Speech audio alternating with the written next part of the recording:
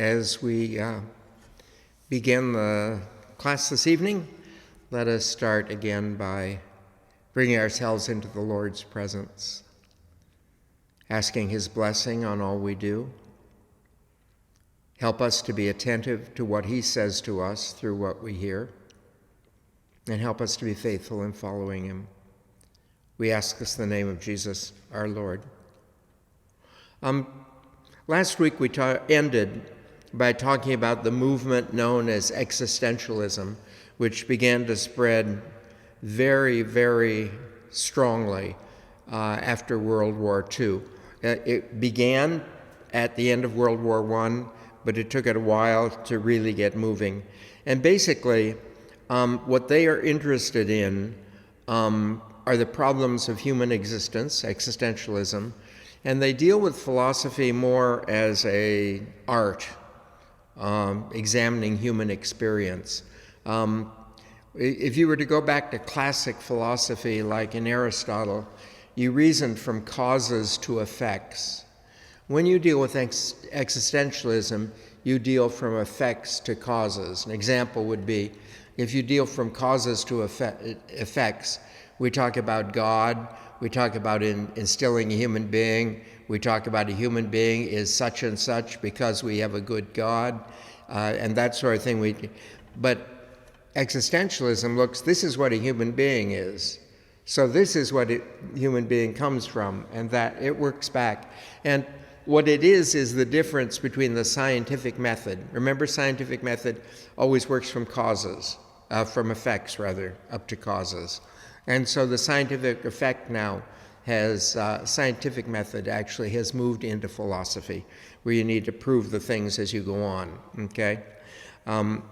So the foundations can be traced to, first of all, a Dane and Kierkegaard, a philosopher. Also Nietzsche, a German, Dostoevsky, a Russian, and a French author called Marcel Heidegger.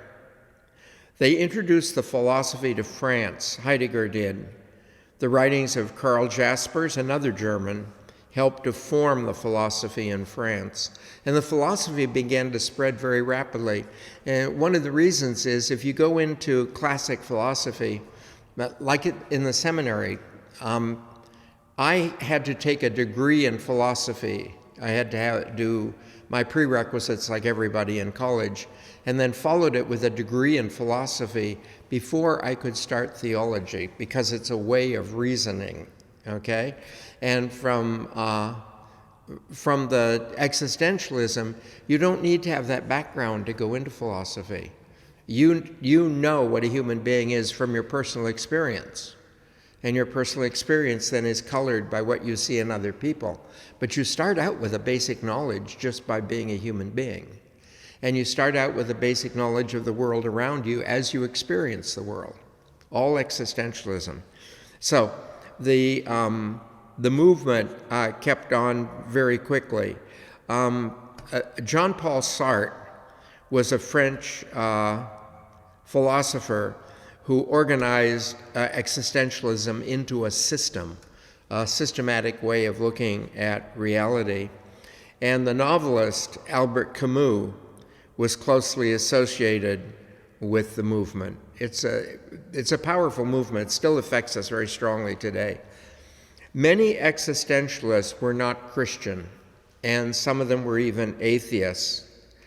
But those who did believe in God, the basic thing was that God did not give any meaning to human life, okay? If you don't start with God, you start down here, then does God really give any meaning? So they taught that no matter how painful it might be for each person, each must accept the responsibility of establishing a personal value system and living according to it. Now, to be honest, every human being does indeed establish a personal value system. We oftentimes don't think that way. But if you have a person over here, let's say, who is involved in murders and stuff like that, you could say they have no value system, but that person may see what they're doing as somehow protecting their family if they're political murders. They may somehow see it supporting their family if they can't make money, so they have to steal money. But what they're doing, every person, what they do actually fits their value system. And oftentimes, people look at particularly the Catholic Church, which would be the experience I have, as imposing a value system on people. But no one imposes a value system on anyone. We each create our own value system. And when you look at someone like, look at the church. We could say the church has a very clear teaching on abortion. And yet there are many Catholics who, for that's not too important an issue. The church has a very clear position on death penalty. And there are many Catholics for whom that is not really much of an issue at all. But we could go around this way with regards to what a religious tradition does to a person is influence the value system they set up. But there are very few people who buy a value system from someone else. And incidentally, if I do buy a value system from someone else, I'm in a cult. Okay? Cults impose value systems on everybody. But religions don't, and philosophies don't, and certainly experience does not. In my opinion, every sane, functioning person has a value system. And if you want to know what it is, look at what you do. Look at the decisions you make. They'll reveal to you your value system. And the thing is, once you are responsible for creating a value system, then the thing is to try and live up to it. And we don't live up to it perfectly. Like, for instance, you could have a person that honestly believes violence is wrong, and that's very much a part of their system, but in a certain situation they become violent. Okay? No one perfectly adheres to their system, but what they're calling us to do here is try and be faithful to your system. Okay? They aren't imposing a system. They say everyone creates their own system, but try and be faithful to the system you create. Okay? Existentialists believe that one can build a value system in harmony with God's design. So if you see a Christian existentialist, they believe they can build a personal value system and end up in conformity with God. Now, an example of that is if you were to go in to talk to, let's say, Karl Marx. If you talk to Karl Marx, who is the epitome of communism for us, if you talk to Karl Marx, you would notice a lot of his value system is really very, very strongly Christian. But he would claim a complete atheist and everything. Karl Marx believed that society should take care of all people. There shouldn't be people pushed out. Karl Marx believed there should not be conflicts between races in society. I can go through a whole bunch of things. Karl Marx also held that you should have huge violence if that's necessary to bring about his system, okay? Which, of course, is not a Christian value or a religious value of any.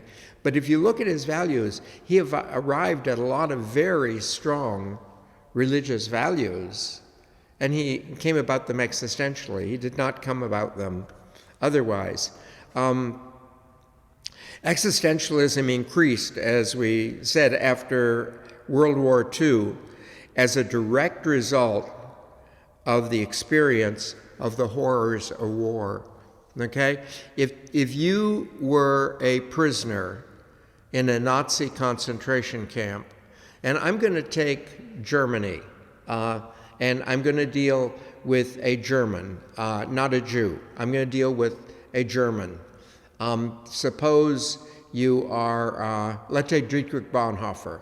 You're a German pastor, well-trained German in the Lutheran Church, and you end up in the concentration camp, okay? It is quite obvious in the concentration camp that the guards who are guarding you hold totally different values than you do. because they're able to do things that you wouldn't do to them if you could, to punish them. They're able to carry out things that just wouldn't be one of the I probably mentioned it before, but one of the great one of the great Jewish scholars who was at Auschwitz said that the most painful part of Auschwitz was watching the number of guards that went to the church every day in the morning and went to communion and then came back in. They obviously did not see what they were doing as a violation of their standards. They were concerned existentialism. So during the war, we came to understand that because something's taught as a standard, like human life has value, doesn't mean that's part of everyone's system. Because we're taught that it's necessary to take care of poor people rather than eliminate them. That's not necessarily part of everyone's system. And so this is what led to really fostering this existentialism. Because I think existentialism is really kind of what people are living.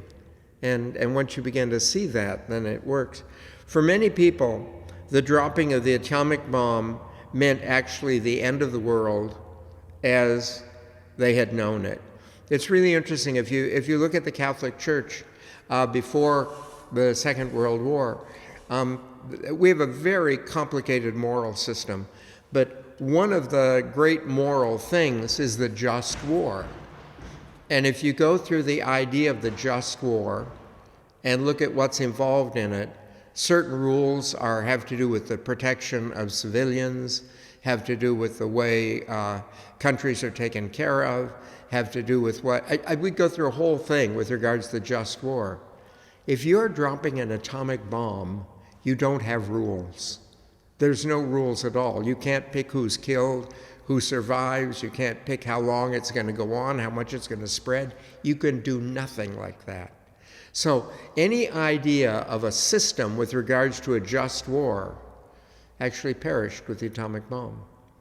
But a lot of people saw that the world as we knew it in the past, with this attempt to teach morality and stuff, simply ended with the atomic bomb. And I want you to know that that was not an intellectual thing. It wasn't as though people saw the mushroom cloud and said, oh, the old world's over. They didn't. But they began to live as though it was dead. They began to live that way. The world seemed to be without any values. And at this point, many people abandoned religion. And we're seeing the residual of that today. Like many churches talk about the number of people who are falling away from religion and stuff. But remember, these are the children of the people who experienced World War II. And their parents may well have gone to church every Sunday, because it was expected of everybody at the time, but they had no religion. And we shouldn't really be surprised that their children were raised without religion, okay? I guess I should say they without a spirituality. They had a religion, but they had no spirituality. And at that point, too, nothing seemed to give any purpose to life. And one of the things to note is that existentialism is a philosophy that if you totally buy into it, it produces an immense amount of anxiety. It's as though nothing matters. It just really doesn't matter. You don't have enough control to make a better world. It's a terrible world. You'll be lucky to survive. There's no everlasting life. It's really a strange thing. The philosophy came late into the United States, into all of North America, really. And it's probably because we didn't experience the horrors of war. It spread more quickly in the part of the world. And remember when we talked about the World War, the only places that were really exempted were South America, the United States and Canada, and a few areas in Africa. But other than that, everyone had experienced the war one way or another.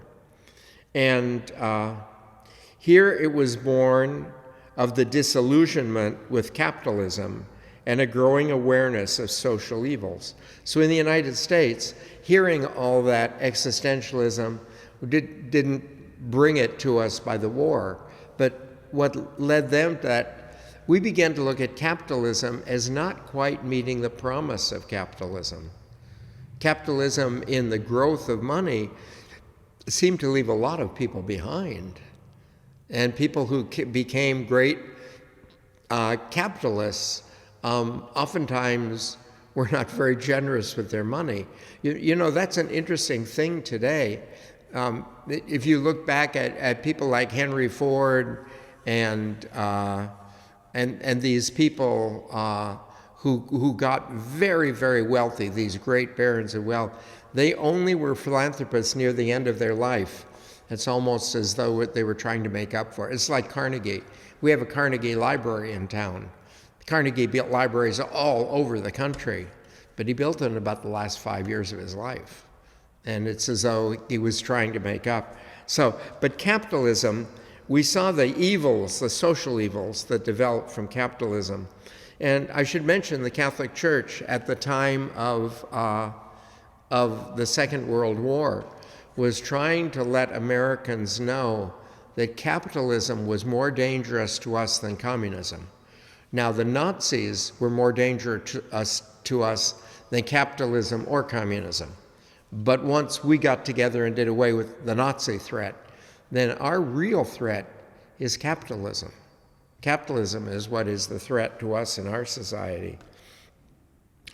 The separation between generations and writers like Edward Albee, J.D. Salinger, and Saul Bellow furthered this philosophy, although the word existentialism is not really used much in the United States. We don't use the word existentialism. We are not as, I think if I look at the United States, I look at the United States as a very practical country, as to rather a philosophical.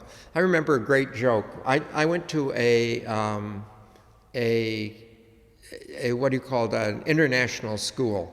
And it was a school that's basically, the faculty is approved by the Vatican. It's a school you have to go through if you want to teach in a seminary. And the degree you get is a licentiate. And that's a church degree after you go through all the things. So I went there, but a bunch of different nationalities were there, and they taught in different languages. And they had all kinds of jokes about the way societies went.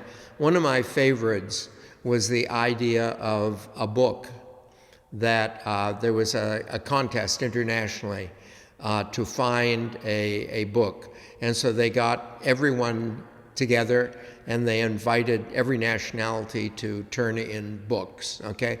And I'll just give you three, but you could go through all nations for this. It's a fun thing sometimes if you want to do it on your own.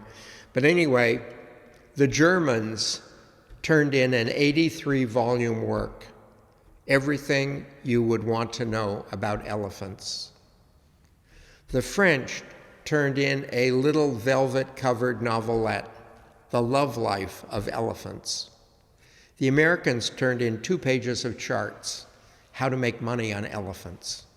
And if you see that, you actually see much of a culture that way. There are a lot of different ways we used to do that at the university in seeing how languages used to be another one we talked about. Just to give you 2 of that when a German makes love, it sounds like a war.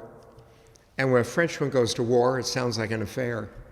It has to do with the way the language flows. Anyway, the peace after World War II was one that was filled with tension and ideological conflict. Now, the peace after World War II, unlike the Versailles peace, was not set up on the basis of vengeance. Okay? There were certain things done, like, for instance, disputed pieces of property, like between Germany and Poland and stuff. They would go to Poland rather than Germany. Any dispute, property went away from the Axis powers, okay? But not huge chunks of Germany and stuff like that. Things like that didn't happen. So from this point on, peace simply meant no war was being fought, okay? And I'd like you to understand, this is a very strong religious principle. The fact that you have no war does not mean you're at peace, okay?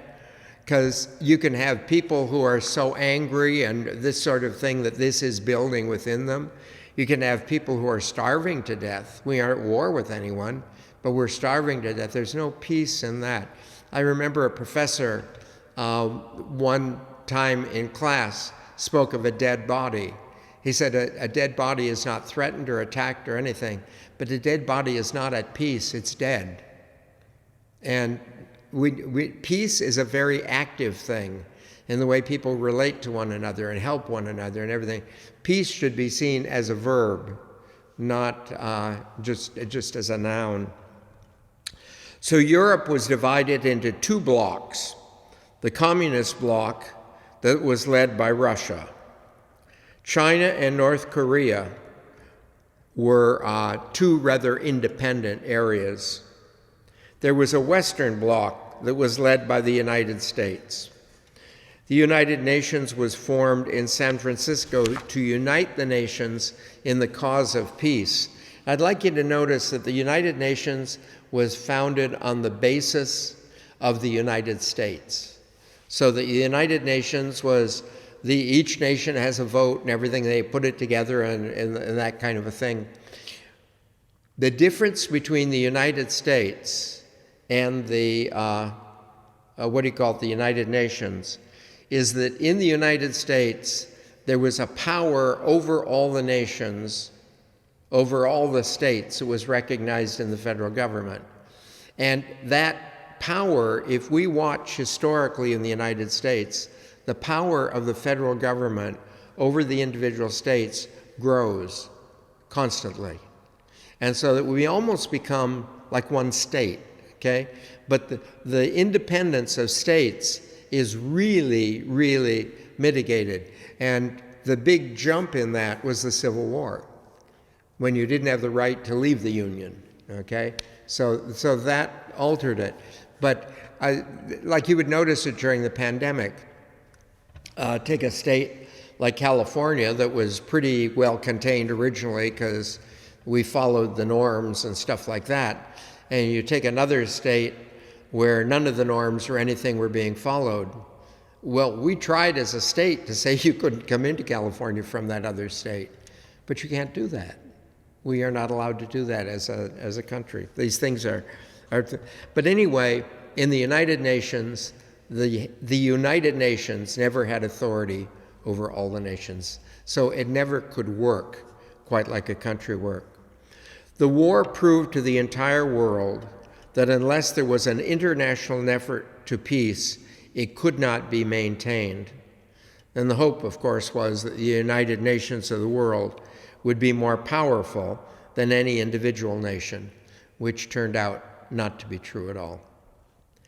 The past experience was that as soon as a nation was powerful enough to wage war, it would do so. So the idea if we had a United Nations would be more powerful than any one nation. So no nation could go to war because the United Nations is more powerful than that.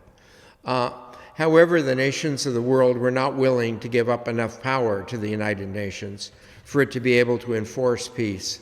And this would prove to be a force for good, but not powerful enough to guarantee peace, okay? So it did remain a force for good, a lot of goods done by the United Nations. But the fact of the matter is, in the United Nations, there are two blocks, a Western and an Eastern bloc of nations. So it doesn't work out like it should have. In 1948, the United States launched what was called the Marshall Plan to rebuild Europe. General George Marshall, the leader of this effort, was awarded the Nobel Peace Prize. As a capitalistic country, we have a very good idea of how to, restructure things. An example would be, if you looked at the Treaty of Versailles, they impoverished Germany to punish them. And they kept them impoverished by demanding certain payments. So they did that to punish Germany, okay? We are a capitalistic country. As a capitalistic country, at the end of the war, we rebuilt Japan, our enemy. We rebuilt Germany, our enemy. And we rebuilt the nations of Europe to the degree they had suffered. Now, why would we do that? We are a capitalistic country, and if you're impoverished, you can't buy anything we're making. So, as a country, it is to our advantage to see everyone well off. And I don't think people understand this, but this works in all society. Like, I think of medicine. You know, in the United States, they're saying that, well, we need to make sure these people get inoculated first. And these people are more important. And they shouldn't be giving inoculations to, let's say, illegal people and stuff. The fact of the matter is, if we're talking an infection, you don't want anyone around who's infected. That's not going to help us. We need to have everybody inoculated. In the United States, we do better if everyone has money, because everyone buys things. As we buy things, everything grows. This is what we're built on. And so we really, I think, as a country, have a good grasp of that. And I think from at the time of the Marshall Plan and stuff like that, I think many countries in the world looked at us as very philanthropic, but it wasn't. It was certainly good. It had to be done. It was wonderful, but it was for our benefit too. Because of the cold relationship between the Western Bloc and the Communist Bloc, this period actually came to be known as the Cold War. War between these two blocs finally broke out in Korea and would go on as an arms race. I think you know the war in Korea ended up a draw. Korea still was divided into the same two things, but coming out of Korea, we began an arms war as who had the better weapons. Why an arms war? Because of the memory of the atomic bomb. The biggest, strongest nation was the one with the biggest bomb. So they started working. Americans blamed all troubles, ours and internationally, on the communists through people like Senator Joseph McCarthy. And they attempted to remove all communists from government offices and important places in society. And I don't know if you've ever studied much about Joseph McCarthy. It was actually a witch hunt. And Joseph McCarthy could accuse anyone. If you'd ever been a member of the Communist Party, you could be accused basically of being dangerous to the United States. But a lot of people had joined the Communist Party for one reason or another. I think if you, just to look back now at our own background as to what party you're in or whatever, joining a political party can have a lot to do with friends and can have a lot to do with a lot of different things. And California is an excellent example. California, if you look at our state, we have a preponderance of Republicans in the state of California. That remarkably, we vote Democratic. And why is that?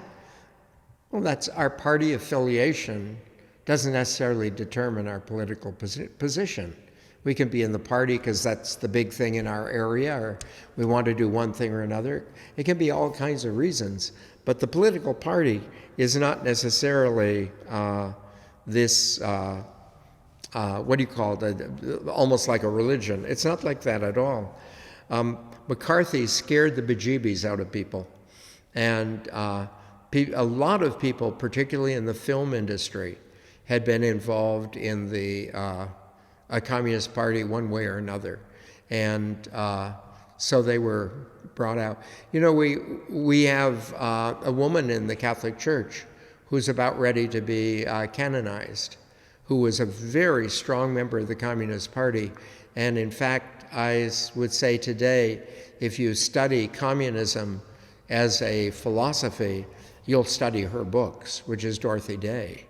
And she never ceased to be interested in the goals of communism. She certainly was not an atheist, and she certainly wasn't in favor of violence. But the idea of, taking care of people that she saw in communism, She bought those values. They're very strongly in her. And a lot of people in instances like that end up in parties one way or another. When they find out that they're about different things, they may leave them. Anyway, most of Africa, Asia, South America did not want to see themselves as part of either bloc, and engaged in their own fight to free themselves from political and economic domination by more powerful nations. So now we're talking Africa, Asia, and South America. At this point, they were very strongly dominated by other nations who didn't necessarily own them. Like if I were to take Argentina, probably many of you have seen this in the film Evita, or if you've seen the musical or something. But Argentina was dominated by England, very, very heavily dominated by England. But it was through trade and investments and that sort of thing. The English didn't own the country. And the United States would be heavily invested in control. An example with the United States was in the area of Arabia and the control of the oil. That it was American companies who pumped it and this sort of that. And so there were very, very heavy influences on many of these countries where it wasn't a matter, you couldn't say they were a province of the country or a colony, but they were really controlled by these countries. And these nations were much more interested in that sort of thing than they were in the Cold War. Poverty and hunger were the things with which they had to deal. And the people who were dealing with this poverty and hunger, they came to be known as the Third World. Okay? So the First World would be like Russia, United States, France, England, those sort of things. And the Second World would be sort of things like India and stuff like that. And then the Third World would come down to these others that were really, they were about these things. In India, Gandhi was a deeply religious Hindu. Okay, and Hinduism is the basic religion of India. He founded an ashram. An ashram is a center for prayer. We would call it a retreat house. In fact, the Catholic Church calls their retreat houses in India ashrams. So he founded an ashram and gathered people to pray, learn, and help the needy. It's really interesting. He added the thing, help the needy. That came from Christianity. In the Hindu system, that's not a big deal. Because remember, in the Hindu system, we have this reincarnation. If I come back desperately poor, I'm being punished for something I did in the last life. And I need to live out that punishment so I can graduate into a higher life next time.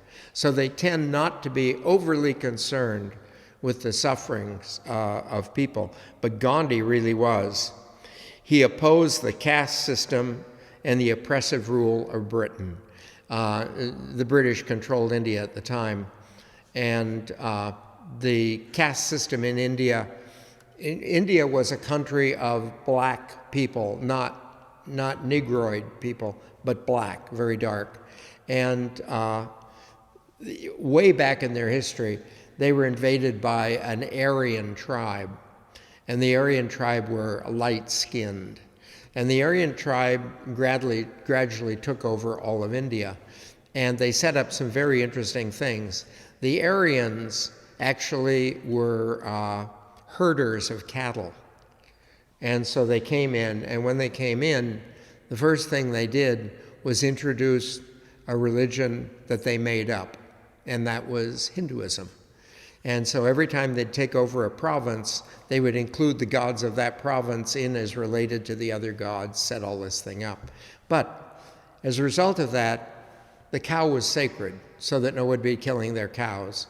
The second thing is, where you stand in society had to do with your color. The lighter you were, the closer you were to being a Brahmin. The darker you were, the closer you were to being an untouchable. and people did not marry outside their class. They didn't interrelate classes and stuff like that. And so Gandhi opposed that. And it's against the law in India. It's still kind of practiced. Gandhi is really relatively recent, but India is moving away from that. Gandhi, and incidentally that means great soul, began a movement against the British, and this movement combined courage, nonviolence, and truth. Okay? Now, I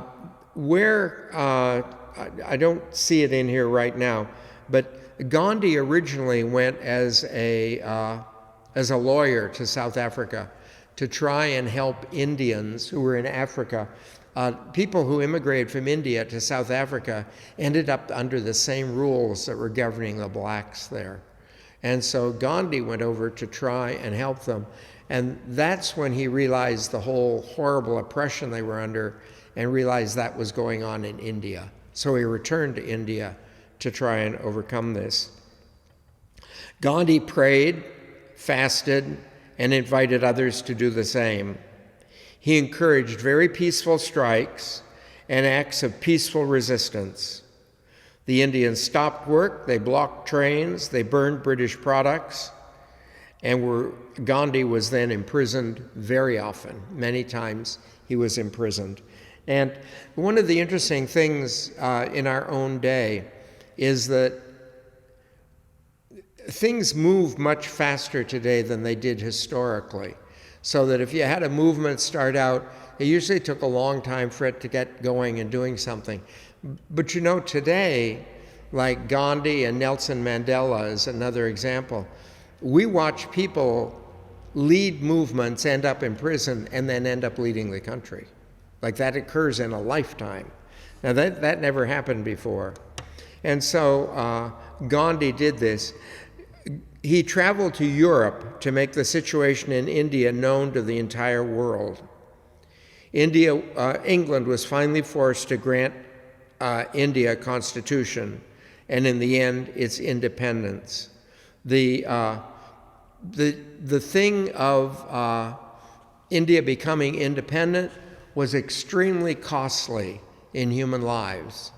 The peaceful resistance of the Indians was oftentimes met by British bullets. And so a number of people died and were beat and this sort of thing. But there are so many people in India, and they just participated in this. And they finally were able to bring about the freedom, mainly because the British couldn't function. They wouldn't buy their products, they wouldn't work for them, so the British couldn't really function. Many nations of Asia and Africa were empowered by the example of India, and they gained their own independence as well. So we watch independent nations coming up then. Religious problems plagued independent India, and finally Pakistan broke off as a Muslim country, and then Bangladesh broke off from Pakistan as a Christian country. And countries outside the United States, I would say, many countries see religion as what holds the country together. And I think that in the history of the United States, there's the idea that Christianity holds the United States together. But the fact of the matter is, the people who have founded our country were deists. They believed in God, Jefferson, this sort of thing. But they were members of different religions, but I wouldn't describe them as Christian in any sense of the term. And so this idea of religions holding countries together, religions more often than not will end up fighting with one another. And so countries cannot be united under a religion, really. The 20th century actually saw the birth of ecumenism.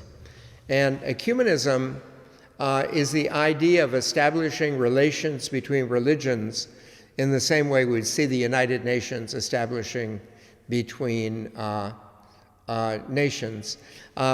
There's a story put together by one of the German theologians, I believe he was Lutheran, But basically, I'm sure you've heard it. It's in poetry form. I don't know it.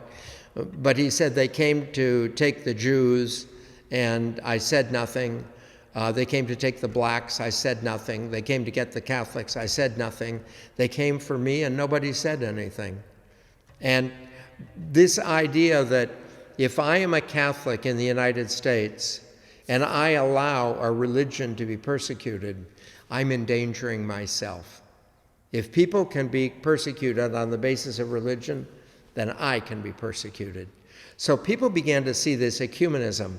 Another thing with regards to ecumenism, particularly with the Christian churches, in the concentration camps of Europe, Catholics who were imprisoned because of their opposition to the Nazis, Lutherans who were in prison, Jehovah's Witnesses who were in prison, we all discovered we had more in common with one another than we did with Catholics who actually supported the Nazis, or Lutherans who supported the Nazis. So that people found that there was something basic, and we're talking here about spirituality rather than religion. We held a common spirituality celebrated in many religions, whereas outside they did not have that spirituality in those other things. So that began this movement for the union of religions. The strongest move to unity came from the younger churches, the former mission churches. The younger churches would be like the Catholics in Japan, who are a very small minority, or the Baptists in Mexico, who are a small minority. And we go around the world. They're religions that we know as big religions that are really minorities in different countries, but they're mission religions. They came in there as missionaries, and they're small.